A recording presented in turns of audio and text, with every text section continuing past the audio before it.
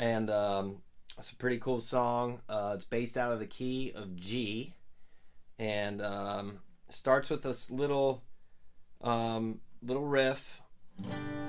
We're gonna start with our second finger on the 3rd fret of the low E string. Then we're gonna do open A string with a hammer on with our first finger down on the 2nd fret of the A string. So then we're gonna hit the open D string. That's the first beginning lick of the song. Just practice that a couple times till you get that lick down. Okay, then we're gonna go into an E minor 7 chord.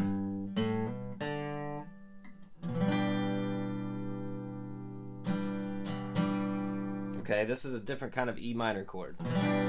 So we're gonna play a regular E minor open chord like you normally would. Your first finger on the 2nd fret of the A string and your second finger on the 2nd fret of the D string. Okay, now I want you to add your 3rd finger on the 3rd fret of the B string. That's our flat 7 that makes an E minor 7. And then we're gonna add our pinky to the 3rd fret of the high E string, and that's just duplicating the G here. Okay, so kind of get familiar with that chord. The cool thing is we're going to switch through a couple chords, but your pinky and your 3rd finger are always going to stay there throughout this little chord progression.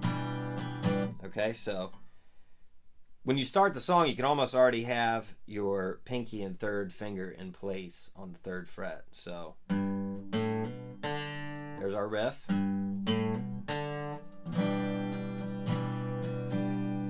Okay, that's the E minor 7. And I'm just kind of doing, I don't know exactly the strum pattern, but it's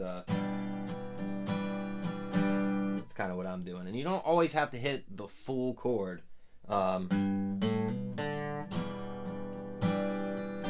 Kind of strumming the higher notes, the E, B, G string, you know, it's not a precise thing, but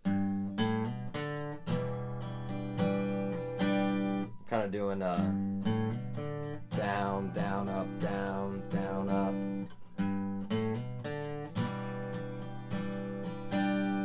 Okay, so from there, just keep that chord in place. Then we're gonna pick out of that chord, we're kind of arpeggiate some of it. We're going to hit the D string, G string, and then back to the D string. So far we have.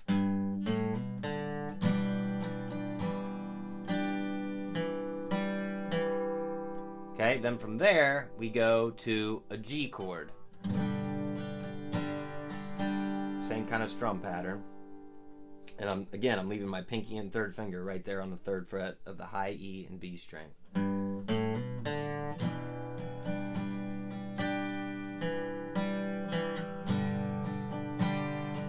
Okay, then we do the riff again to the E minor 7. Same thing.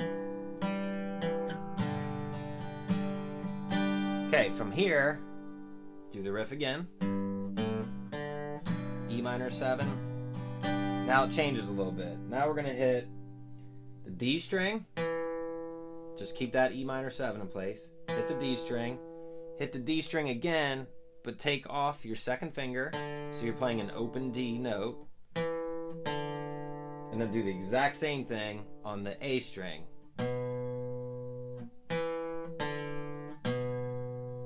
Then we're going to go to an A chord. This is kind of it's not an actual A, it's an A7 suspended, or an A7 with a 4th in there. Okay? So, like I said, you keep your pinky and your 3rd finger in place. So I'm just going to bar like I was barring an A major chord with my 1st finger here. So that's the chord. So coming from the E7, E minor 7, D string, open D string, so you're taking your 2nd finger off. Then you're hitting the A string with your 1st finger on the 2nd fret, then we're going to go to that A7/4 chord. Okay, so I'll play that kind of all together, that little part.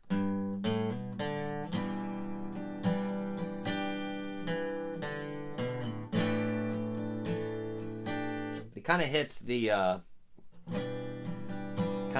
open A string first, so it's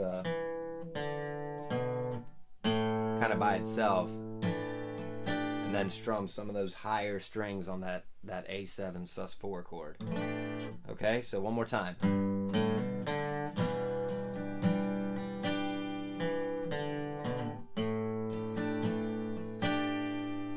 Okay, so that's kind of, then it repeats that, but it doesn't do the entire lick. You know how the lick starts on the G. He kind of just does the whole lick without that first note. So it's just the hammer on and the open D. And then back to the E minor 7. Same thing. Okay, so I'm gonna just play through what we have up to there.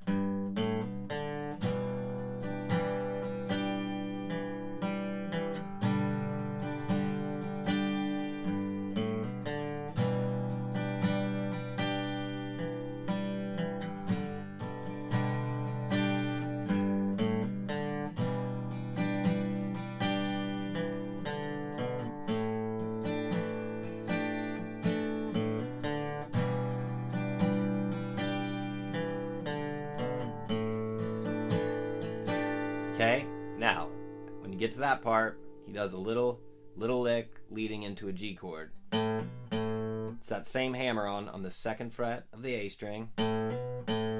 So open A, hammer on the 2nd fret with your first finger, then pick the open A string again. Then to our G chord.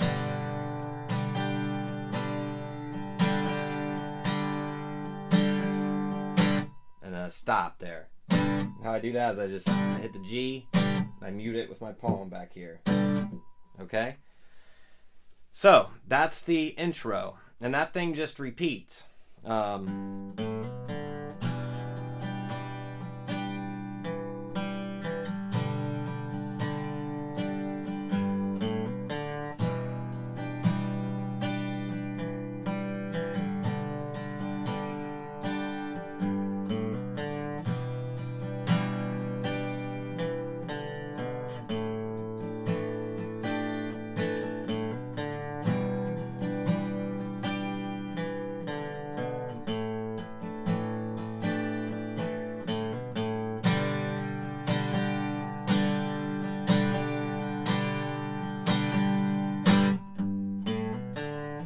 Okay, then the whole thing repeats again, okay, until we get to where the vocals come in.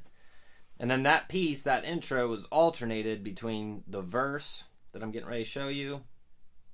So it just goes back from the verse chord progression to this intro progression, okay? So, so we come out, as we're coming out of the second time through that intro,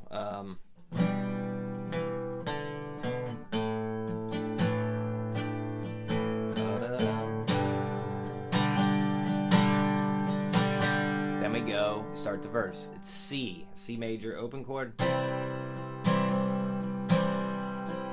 a D,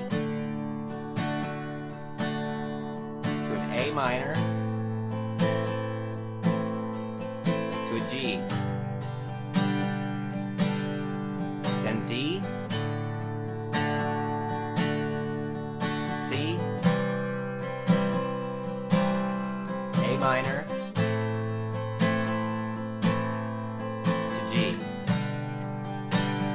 stop, intro.